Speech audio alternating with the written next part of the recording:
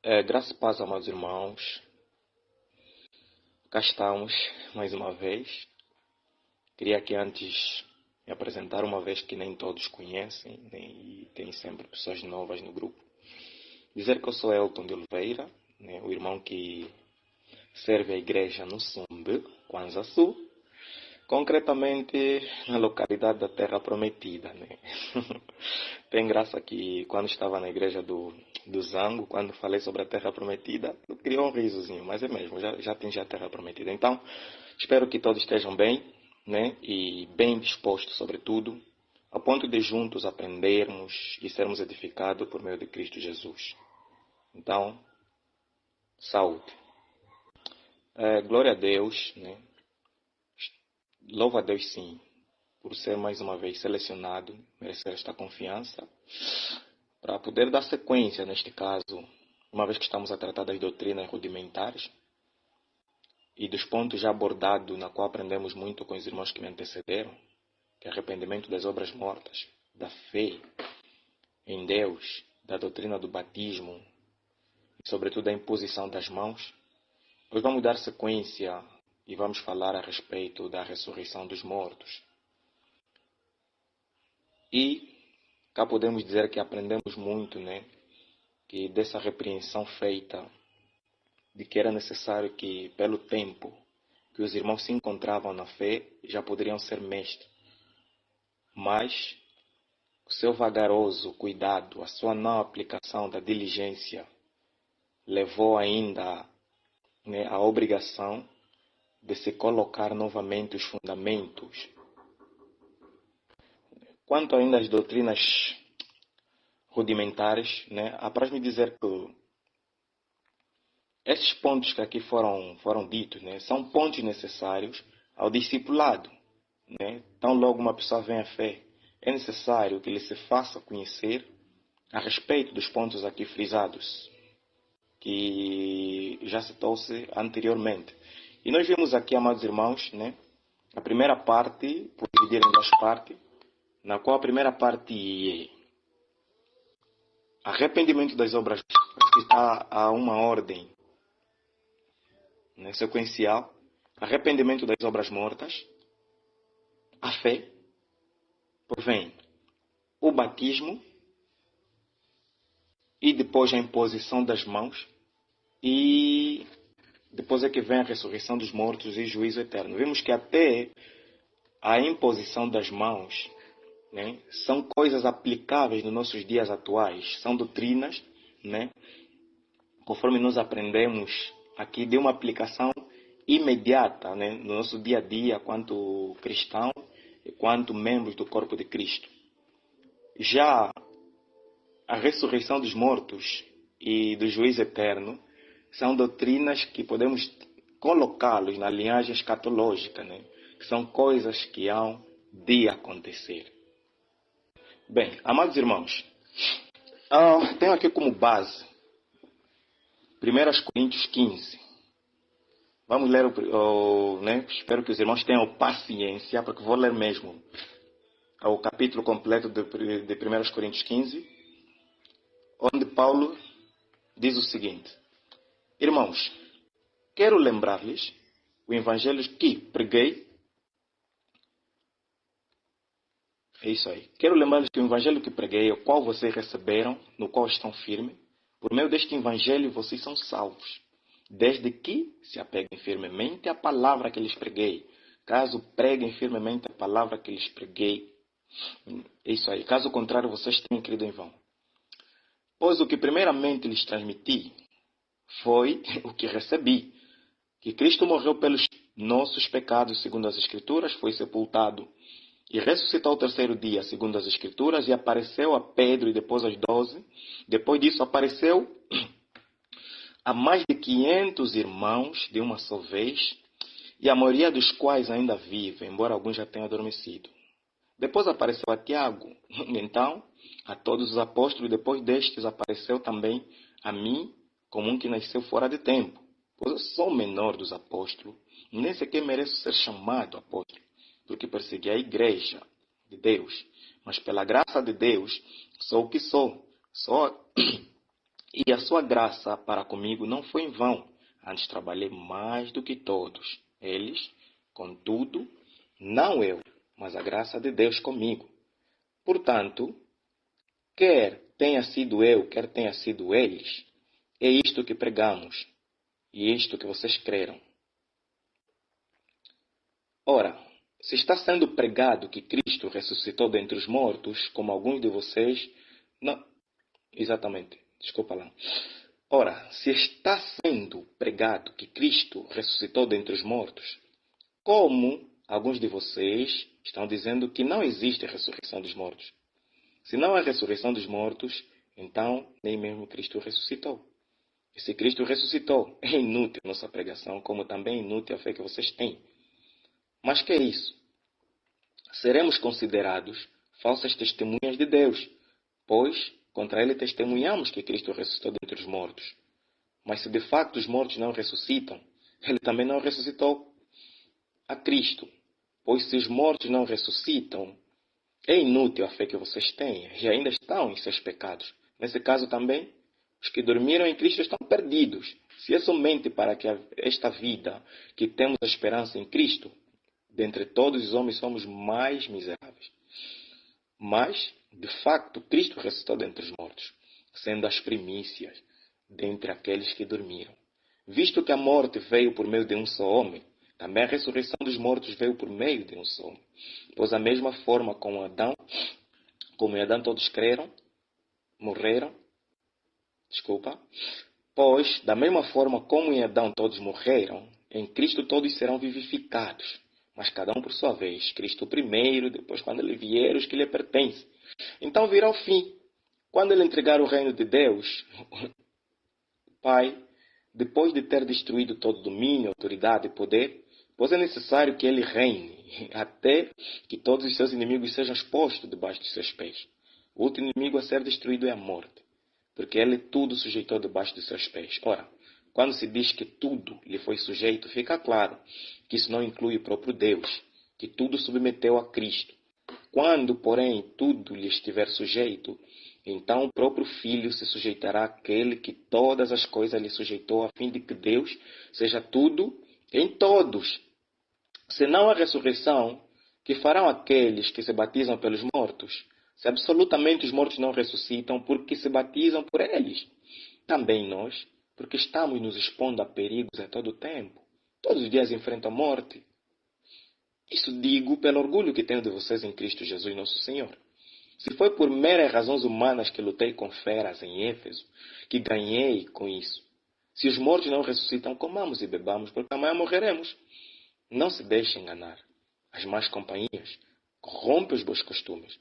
Como justos, recuperem o bom senso e parem de pecar. Pois alguns há que não têm conhecimento de Deus. Digo isso para vergonha vossa. Mas se alguém perguntar, como ressuscitam os mortos? Com que espécie de corpo virão? Insensato. Que você semeia, não nasce, a não ser que morra. Quando você semeia, não semeia o corpo que virá a ser, mas apenas uma simples semente, como de trigo ou de alguma outra coisa. Mas Deus lhe dá um corpo, como determinou a cada espécie da semente do seu corpo apropriado. Nem toda a carne é a mesma. Os homens têm uma espécie de carne, os animais têm outra espécie. As aves, outras, e o peixe, outra. Há corpos celestes e também há corpos terrestres. Mas o esplendor do corpo celeste é um e dos corpos terrestres é outro. Um é o esplendor do sol, outro da lua, outro das estrelas. Mas entre as estrelas diferem o esplendor uma da outra. Assim será a ressurreição dos mortos. O corpo que é semeado é perecível e ressuscita é imperecível. É semeado em desonra, ressuscita em glória. Semeado em fraqueza, ressuscita em poder.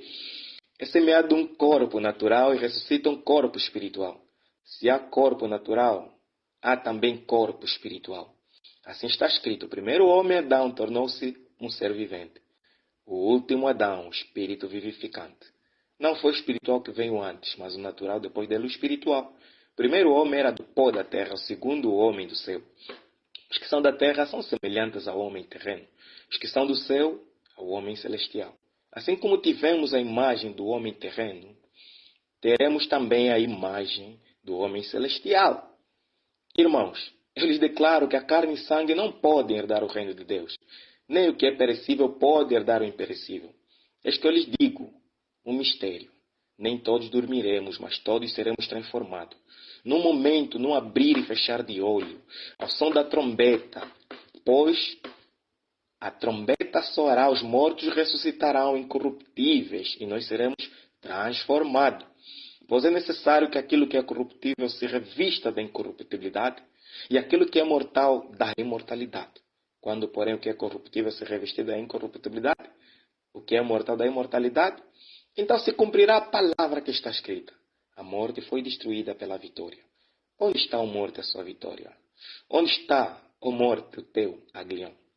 O aguilhão da morte é o pecado, e a força do pecado é a lei. Mas graças a Deus que nos dá vitória por meio do nosso Senhor Jesus Cristo.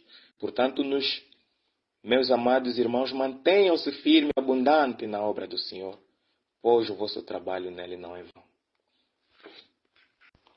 Amém. Então, lemos aqui o texto, 1 Coríntios 15, onde está evidências, muito clara a respeito da doutrina da ressurreição dos mortos.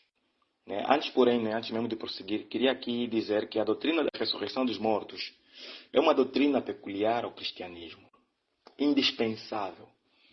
A base ou o elemento fundamental da pregação da palavra, antigamente pelos apóstolos, consistia nisso. Mesmo Jesus, no seu discurso, nas suas pregações, consistia em clarear a respeito desse aspecto, na qual muita gente estava desprovida deste conhecimento.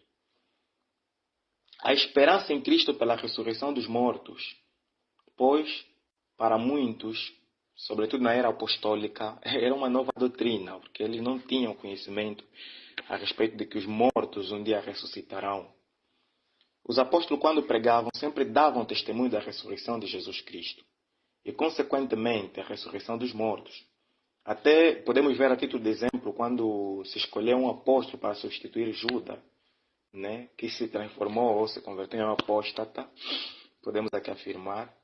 Eles afirmaram, ou seja, os requisitos foram alguém que tenha sido testemunha ocular, conosco, da sua ressurreição. Então vimos que, desta forma, que a essência do ofício de um apóstolo também era ser testemunha da ressurreição de Cristo. E ainda isso podemos ver lá em Atos 23, Paulo perante o Sinédrio,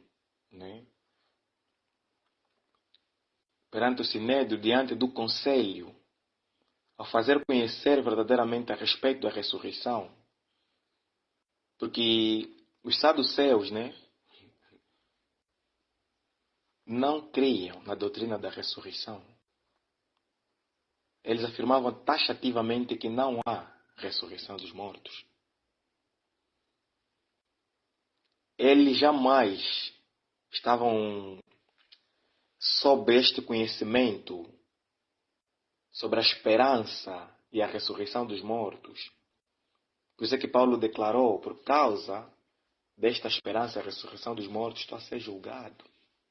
Mas ele afirmou que também era um fariseu, como eles. Por isso é que houve divisão entre os fariseus e os saduceus. A multidão se dividiu, porque na verdade os saduceus afirmam taxativamente que não há ressurreição dos mortos, nem anjo, nem espírito.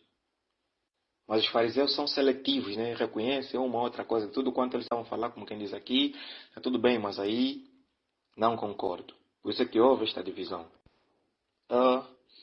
Outra classe também que não cria na ressurreição eram os gregos. Os gregos não criam na ressurreição dos mortos. É importante referir aqui, daquilo que nós lemos, que Coríntios não negava a ressurreição de Jesus Cristo. O que eles negavam era a ressurreição dos corpos. E no que Paulo insiste é que, se alguém negar a possibilidade da ressurreição do corpo, também nega a possibilidade da ressurreição de Jesus Cristo. E se alguém nega a ressurreição do corpo, realmente nega a própria fé. Porque a fé consiste em crer nesta doutrina. E Paulo, quando afirmava aqui, né, ele disse que este evangelho, por meio desse evangelho, daquilo que eu recebi tal como eu recebi, né, é tal como eu vos transmiti. E vocês também, por meio deles, estão firmes. Por meio destes evangelhos que vocês receberam, são salvos. Mas é necessário que se apeguem firmemente na palavra que lhes preguei. Porque se vocês fizeram o contrário, certamente a vossa crença é vã. Os gregos criam na imortalidade da alma, mas não aceitavam a ressurreição do corpo. Porque para eles era uma coisa imaginável, inimaginável, acho que o termo é esse mais correto, por considerar que o corpo, sendo uma fonte de fraqueza humana, a morte, porém, poderá ser bem-vinda, porque o corpo é uma fonte de fraqueza humana. Nós estamos sempre fracos. Acontecem certas coisas em si mesmo que muitas das vezes nos danificam no interior por meio das ações, né, ocorridas no próprio corpo. E muitos deles encaravam isso como, uau, uma coisa maravilhosa. Mas quanto à alma, quanto àquilo que eles acreditavam, é que se a morte, né, na verdade acontecer, esta morte física, o desaparecimento, porque né, que essa morte acontecer, certamente a alma seria liberta do próprio corpo, porque eles em contrapartida creram e criam na imortalidade da alma, mas a ressurreição dos corpos não. Por quê? Porque isso implicaria a própria alma imortal se revestir novamente no próprio corpo com fraquezas e muito mais. E vimos aqui, né, nessa mesma narração, como em qualquer igreja cristã primitiva, havia sempre duas classes, classe dos judeus e classe dos gregos. Devemos considerar ambos, sem ignorar. Né? Em primeiro lugar estava a classe dos judeus, né? Até o fim, os saduceus negavam que houvesse a vida depois da morte. Portanto, uma linha de pensamento dos judeus negava completamente tanto a imortalidade da alma como a ressurreição do corpo. Aquilo que nós vimos em Atos 23. A evidência de que uma fé verdadeira, que o que nós aprendemos aqui é que está totalmente relacionada à verdade da ressurreição de Cristo, e de sorte que os mortos também serão ressuscitados. Um pensamento que contraria esta afirmação, podemos conotá-la como falsa. No entanto, tanto o pensamento dos judeus, tanto o pensamento, né, principalmente das classes dos saduceus, tanto os pensamentos dos gregos, vimos que parece que os pensamentos deles a respeito da ressurreição estavam totalmente voltados à vida presente, não pensaram num âmbito escatológico. Por isso é que na primeira parte, né, daqui do livro que nós lemos até o versículo 11, faz uma introdução de que traz uma afirmação de que o Senhor ressuscitou ao terceiro dia, segundo as Escrituras.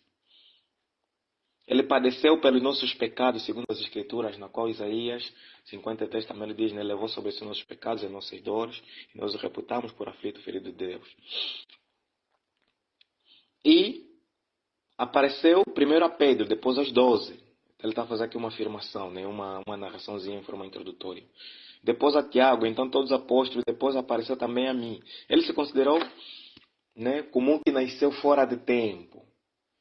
E ele ainda, humildemente, Paulo diz que é menor do que todos, porquanto também nem merece, nem é digno de ser chamado apóstolo. Por quê? Por causa das ações que ele fez, que são totalmente nefastas à vida daqueles que criam naquela época. Portanto, uma das afirmações que ele deu aqui é que ele perseguiu a igreja. Mas não obstante a essa perseguição, ele reconhece a graça de Deus, de que sendo menor, não sendo digno de ser chamado apóstolo, né? Uma vez que os outros foram chamados daquela forma eficaz, mas eu ainda tive que passar por muitas outras situações.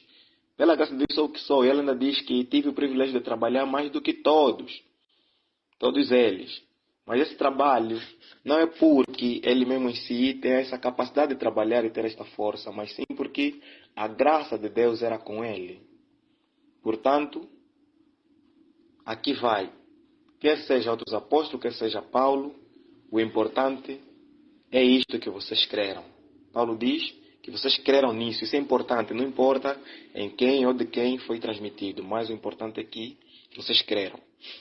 Bem, dando sequência, amados irmãos, ele continua dizendo, uma vez que está sendo pregado que Cristo ressuscitou dos mortos, como ainda alguns de vocês ousam afirmar que não existe ressurreição dos mortos? Então, se não existe ressurreição dos mortos, certamente Cristo não ressuscitou. Porque Cristo foi as primícias. Cristo não ressuscitou se não existe ressurreição dos mortos. Então, se Cristo não ressuscitou, é inútil a nossa pregação, como também é inútil a nossa fé. Vejamos que essas coisas estão intrinsecamente ligadas. A ressurreição dos mortos, né? A ressurreição de Cristo, a ressurreição dos mortos, e a nossa fé. E Paulo afirma que nós que pregamos esse Cristo, porque é impossível, em outras palavras, é impossível pregar a palavra de Deus sem ter que mencionar, né? Sem ter que tratar da ressurreição dos mortos. Sem ter de tratar da ressurreição de Cristo. Porque ele diz que se Cristo não ressuscitou, né? Se não existe isso, então a nossa testemunha é falsa. Porque afinal a verdade é que Cristo, né, não ressuscitou dentre os mortos. E vocês vêm testemunhar falsamente de que ele ressuscitou dos mortos. Por quê? Se os mortos não ressuscitam, também Cristo não ressuscitou.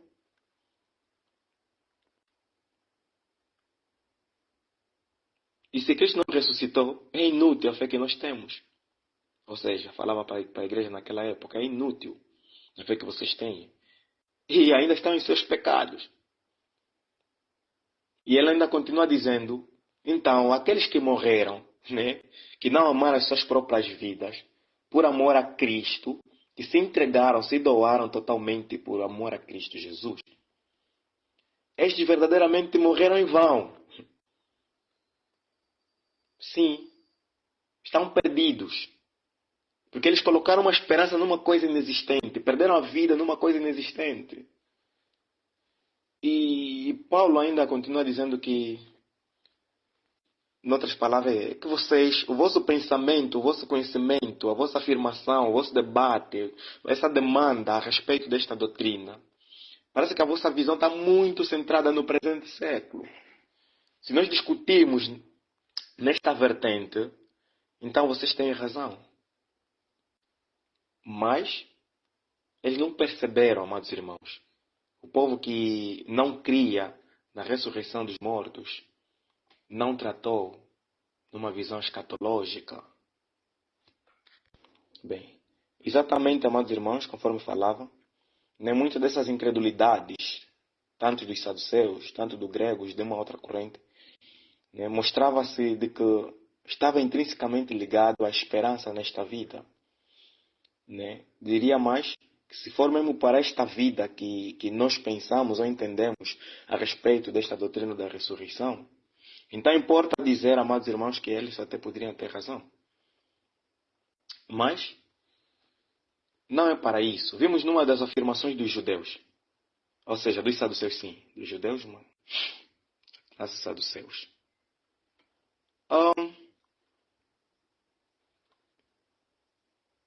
Bem, exatamente. A partir do verso 18 do capítulo 12, os saduceus que dizem que não há ressurreição aproximaram-se de Jesus e perguntaram. Queriam refutar, queriam encontrar uma falta em Jesus Cristo para mostrar-lhe de que essa doutrina é falsa, isso não existe. Não é porque eles queriam aprender. Disseram, mestre, Moisés nos escreveu que se morresse o irmão de alguém e deixasse a mulher e não deixar filhos, seu irmão tomasse a própria mulher dele e suscitasse descendência ao seu irmão. Ele ainda continuou a dizer que ora havia 7 irmãos. O primeiro tomou a mulher e morreu sem deixar descendência. Até o 7º. Ele depois chegou a perguntar, na ressurreição, pois, quando eles ressuscitarem, de qual destes será a mulher? Já que afirma, né, poderia aqui parafrasear, que existe, que isso é verdadeiro. Então, aqui me responde, de qual destes será a mulher? Porque os 7 tiveram por mulher. Nem Jesus respondeu que vocês erram porque não conhecem as Escrituras, nem tampouco o poder de Deus. Vocês pegam textos, né? Poderia aqui dizer que simplesmente se adequam à vossa vida àquilo que vocês pretendem. E vocês tropeçam nas mesmas coisas. Porquanto, né? Ele continua dizendo que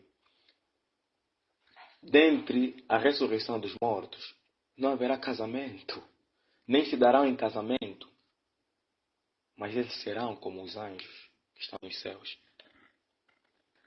Depois ele ainda continua, nunca ouviram a respeito da ressurreição dos mortos, que eu sou um Deus de Abraão, sou um Deus de Isaac, sou um Deus de Jacó.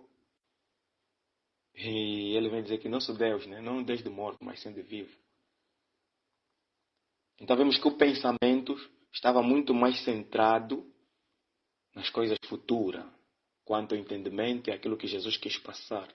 Mas os que entendiam como algo do presente. Quando Paulo se levantou também, né, no Areópago, vimos ali uma contenda, onde havia filósofos, epicúreos, estoicos, contendiam com ele, uns diziam, até escarneciam com ele, o que quer dizer esse paroleiro? E outros ainda, porque por isso que eu afirmei no princípio que na era apostólica ainda para muitos era uma doutrina estranha. E vimos os irmãos lá, né, nesse próprio Areópago. Parece que uns indagavam-se a si mesmos, isso parece um pregador de deuses estranho. Por que eles afirmaram isso como um pregador de deuses estranho? Porque Jesus lhes falava, ou seja, Paulo lhes anunciava Jesus e a ressurreição. Mas não obstante a isso, né? Quando lhe levaram na Europa, vimos que aí tinha filósofos gregos, poderíamos dizer uma assembleia de eruditos. Todavia, para afirmar de que isso era estranho na era apostólica, vimos aí uma pergunta, né? Isso podemos ver em Atos 17, versículo 18, 19, 20 até 21, ou em diante para os irmãos que quiserem ler mais. Poderemos saber, nós, que nova doutrina é essa de que falas? Então, só o facto deles afirmarem, poderemos saber que nova doutrina é esta, já mostrou aí de que ainda era estranho para eles. Depois ele mesmo afirma, pois coisas estranhas nos trazes aos ouvidos. E vimos, não obstante estar dividido, alguns escarnecerem, zombarem dele, ainda houve outra parte, né, dos eruditos a afirmar. Queremos te ouvir a respeito disso. Pois queremos, saber o que vem ser isto. E é exatamente isso que aconteceu. Bem, amados irmãos, né, a respeito da ressurreição dos mortos, né, que é uma doutrina bastante diferente. Para muitos, não trata com a alma, trata do corpo. Pois Cristo ressuscitou.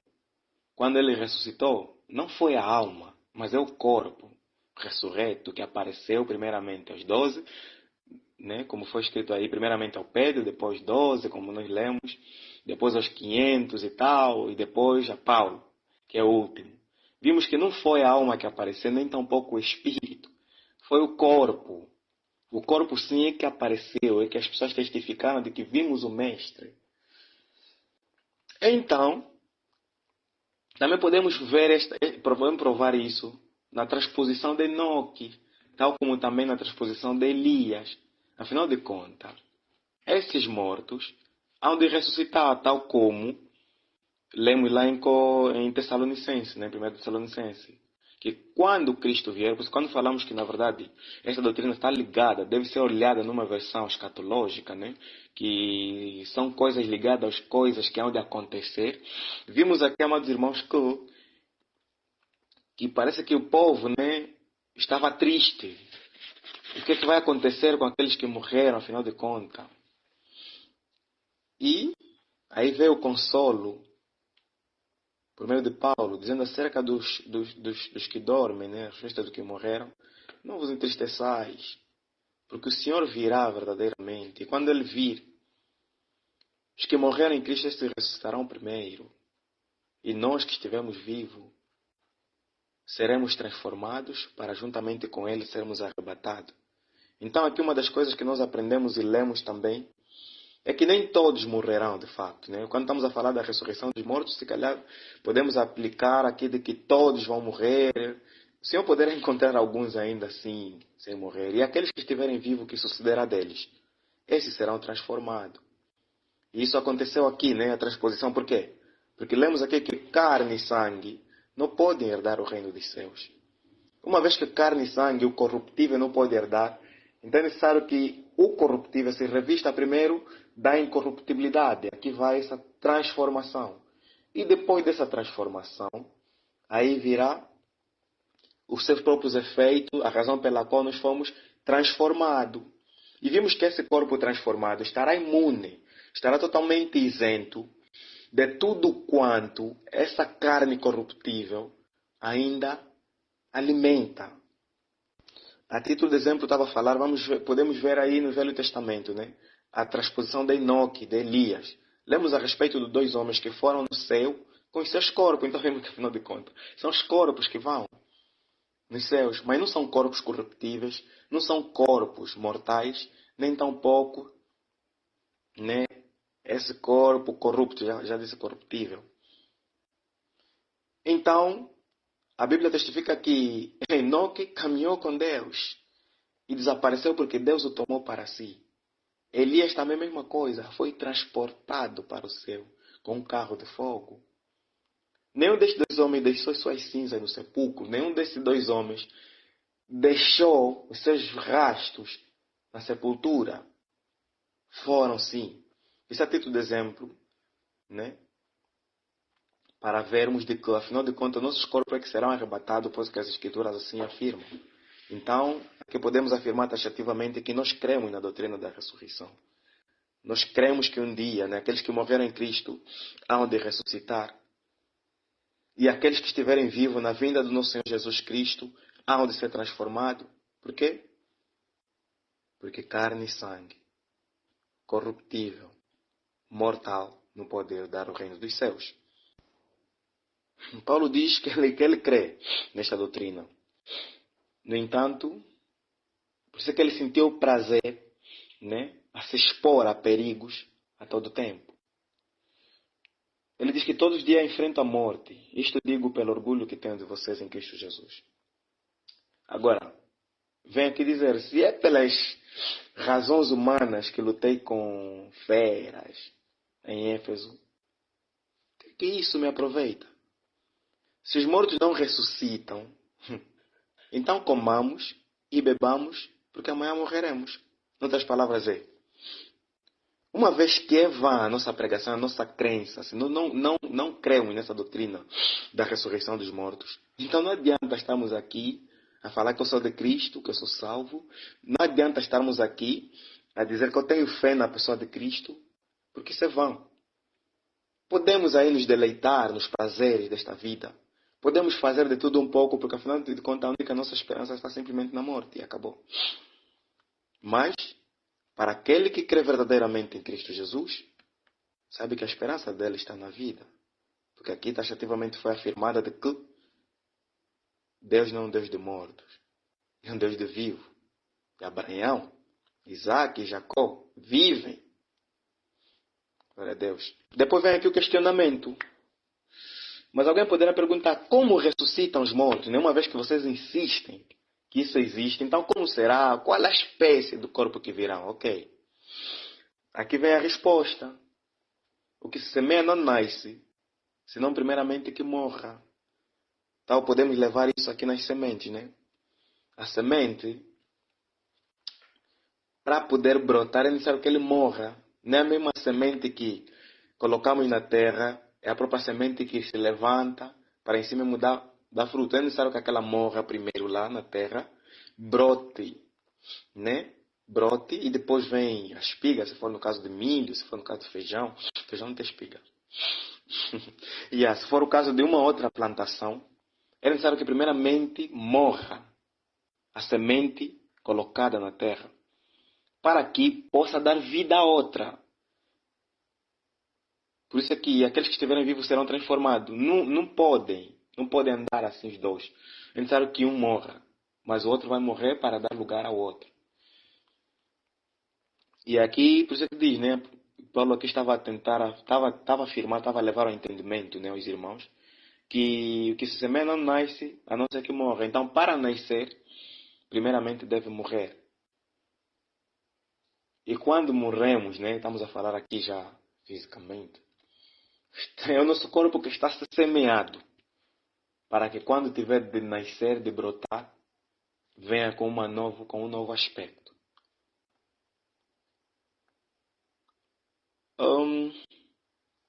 Paulo ainda afirma que há corpos celestes e também corpos terrestres. Mas o resplendor dos corpos celestes é um e dos corpos terrestres é outro. Um é o brilho do sol, outro o brilho da lua, outro das estrelas. Mas entre as estrelas em si mesmo também há diferença no seu esplendor. Assim será com a ressurreição dos mortos. Como? Aquilo que já acabei de falar aqui. A ressurreição dos mortos consiste no seguinte. É semeado o corpo perecível. É semeado o corpo em desonra. É semeado o corpo natural, né? A fim de que se ressuscite o corpo imperecível, o corpo em glória, o corpo em poder, o corpo espiritual. Então vimos como se dá essa ressurreição. Essa ressurreição dá-se desta maneira. Imperecível, ou incorruptível, posso assim dizer, a incorruptibilidade, sim.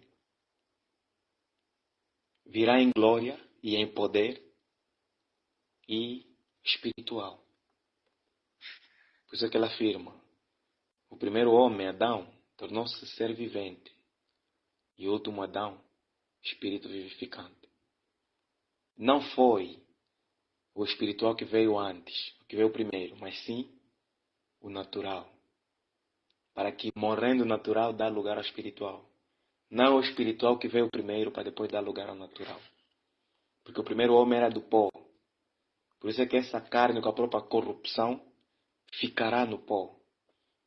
Por isso é que esta carne com os seus desejos, suas concupiscências ficarão no pó. Para dar lugar a outro corpo na qual está totalmente isento destas fraquezas que esta carne atual acarreta. E a nossa esperança consiste nisso, amados. Paulo diz que nem todos verdadeiramente morreremos, mas todos seremos transformados. Num momento, num abrir e fechar de olhos, ao som da trombeta, da última trombeta, pois a trombeta soará, e ao som desta trombeta os mortos ressuscitarão. Os incorruptíveis, nem incorruptíveis, nós seremos transformados. Pois é necessário que aquilo que é corruptível se revista da incorruptibilidade. Para não estar aqui a repetir novamente, é exatamente isso, né, que está nos a afirmar. Depois ele ainda dá sequência. Sobretudo, ele diz que quando o corruptível se revestir da incorruptibilidade e o que é mortal da imortalidade, então se cumprirá a palavra que está escrita. A morte foi destruída pela vitória. Né? Onde está a morte, a sua vitória? Onde está a morte, teu aguilhão? Afirmando de que o aguilhão da morte é o pecado. Sim. E a força do pecado é a lei. Mas graças a Deus que nos dá a vitória por meio do nosso Senhor Jesus Cristo, que nos faz vitorioso, independentemente das situações que ocorrem em nossa vida. De acordo com o relato bíblico, amados, vimos que a mudança que será feita em nossos corpos, quando da ressurreição, consistirá principalmente nas coisas que eu acabei de frisar, né? O imortal, a glória, poder, sobretudo os corpos espirituais. Quando falamos de que os nossos corpos restarão imortais e incorruptíveis, por quê? Porque este corpo corruptível se tornará incorruptível, este corpo mortal se tornará imortal. E eles ressuscitarão em glória, como nós vimos. Então o justo brilhará, na verdade, como o sol no reino do seu Pai. E aqueles que ressuscitarão no corpo espirituais, é claro, estes corpos espirituais estarão isentos das concupiscências carnais. Exatamente, amados irmãos, né? Paulo, quando dizia lá em Tessalônica, ele dizia que quanto aos que morreram, quanto aos que dormem, que muitas das vezes é usado esse termo, não quero que vos entristeçam, sejais ignorantes. Normalmente os que fazem isso, que se entristecem, os ignorantes, são aqueles que não têm esperança. Em outras palavras, vocês têm esperança. E a vossa esperança consiste nisto. Se cremos que Jesus morreu e ressurgiu, cremos também que Deus trará imediatamente Jesus juntamente com ele, aqueles que nele dormiram ou morreram. E as palavras do Senhor, né, que Paulo diz, que falavam naquela época, é o seguinte, de que os que estão vivos, os que estiverem vivos, os que ficarem até a vinda do Senhor, certamente não precederão aos que dormem. Não, porque os que estão vivos têm que ir primeiro, os que estão vivos têm a primazia, não.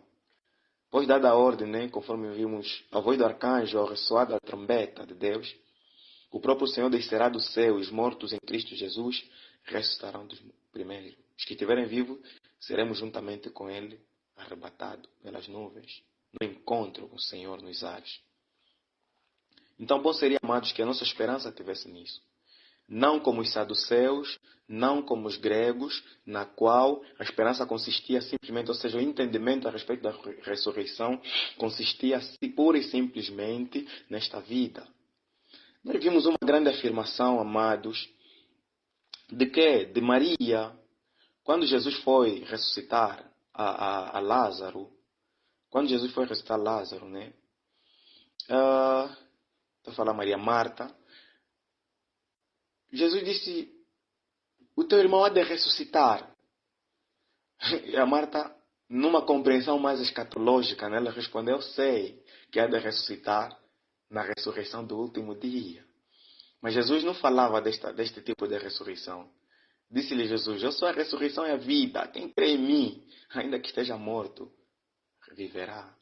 E todo aquele que vive e crê em mim, nunca morrerá.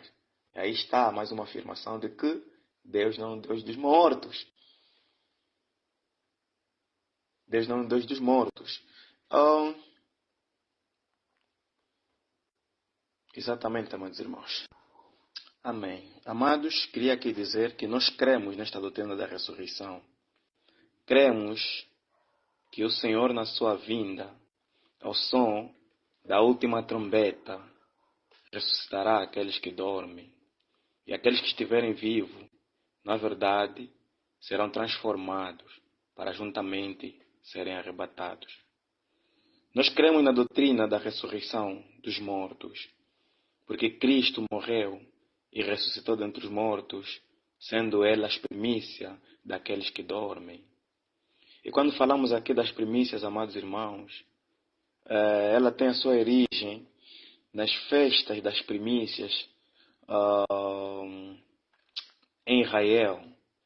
E podemos ver isso em Levítico 23, de 9 a 14, onde dá uma ideia de modelo. Podemos aqui dizer que Cristo morreu para ser o modelo daqueles que morrerão também nele. Cremos na doutrina da ressurreição, né? Na verdade, porque fomos semeados, ou seja, seremos semeados em fraqueza, pois essa carne não poderá herdar o reino dos céus. Cremos que Deus se agradou na verdade em encher o nosso corpo, o templo do Espírito Santo. Mas não obstante isso, nosso corpo continua ainda, né? Ou seja, continua isento muitas das vezes de forças para poder combater tamanhos males. Nós cremos na doutrina da ressurreição, de que nossos corpos um dia serão transformados num corpo glorioso de tal maneira que não haverá mais dor, não haverá mais choros, não haverá inclinações às masturbações, não haverá contenda, não haverá inclinações à imoralidade, não poderia assim dizer, não haverá soberba, não haverá porfias, não haverá toda sorte das coisas que estão intrinsecamente ligadas às obras da carne, pois o nosso corpo se revestirá da imortalidade e da incorruptibilidade. Nós cremos na doutrina da ressurreição dos mortos, né? Porque este corpo em si mesmo que nós temos agora não tem vigor suficientemente.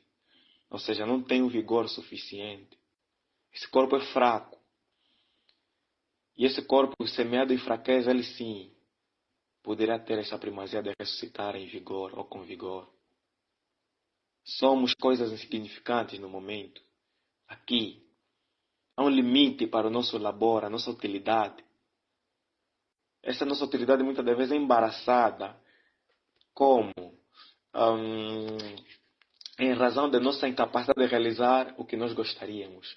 Mostra-se uma incapacidade ainda, mostra-se ainda fraqueza, mostra-se ainda muitas falhas. E nós cremos, amados, que um dia os mortos ressuscitarão. E vimos aqui que a morte, na verdade, foi vencida, o poder da morte foi aniquilada. Porque aí vai a pergunta: onde está a morte, a tua vitória? Onde está a morte, o teu aguilhão? Aqui vem exaltar, né? Paulo vem exultar o triunfo da ressurreição. E a morte tornou-se ridícula. Vimos aqui nesta declaração de que o aguilhão da morte é o pecado. Por quê? Porque é por meio do pecado que a morte tem a sua autoridade sobre o homem. Mas uma vez que o corpo que renascerá não estará mais inclinado, o pecado não terá poder sobre ele, logo a morte foi vencida. E é pela lei que o pecado ganha sua força. A lei dá ao pecado o caráter. Por isso que Paulo diz, né, não saberíamos, né, o que é pecar se a lei em si mesmo dissesse que não faça isso ou aquilo. Então vimos, amados, que a morte foi tragada, foi totalmente derrotada por meio do complemento da obra de Deus em nós. E vem aqui, amados irmãos, né, em gesto de conclusão, uma força. Meus amados irmãos, sede firmes e inconstantes, sempre abundantes na obra do Senhor, sabendo que o vosso trabalho não é vão no Senhor. Conforme as palavras que nós aqui ouvimos, é necessário que sejamos firmes e constantes na obra do Senhor, porque o nosso trabalho nele não é vão. Não. Nos agarremos firmemente nesta palavra. Nos agarremos fielmente naquilo que nós aprendemos. Independentemente das situações que poderão advir, todavia conhecemos onde está a nossa esperança. Se por meio da nossa fidelidade sofremos a injustiça, se até tivemos de correr risco, né, de perder até a própria vida, todavia nos alegramos, porque a motivação para fazê-la não consiste num pensamento centrado ou voltado a esta terra, mas um pensamento voltado àquilo que há de ser, pois aquele que começou a boa obra em nós já a aperfeiçoará até o dia de Cristo. Exatamente, por isso que Paulo dá um conselho, uma vez, vocês como justos, né? Recuperem o bom senso e parem de pecar. Pois para a vossa vergonha, muita gente está desprovida do conhecimento de Deus. E eles, quando tiverem de fazer isso, né, tiverem de pecar, eles fazem aquilo que lhes é característico. Mas isso não vos caracteriza. Para a vossa vergonha, eu digo que vocês têm o privilégio de ter esse conhecimento de Deus, mas muita gente não tem. Então recuperem o bom senso. Não desistam mediante as tribulações. Persistais, sede pacientes. Sim, porque verdadeiramente a nossa esperança está naquele que vive eternamente. E com ele também viveremos e reinaremos para todos sempre.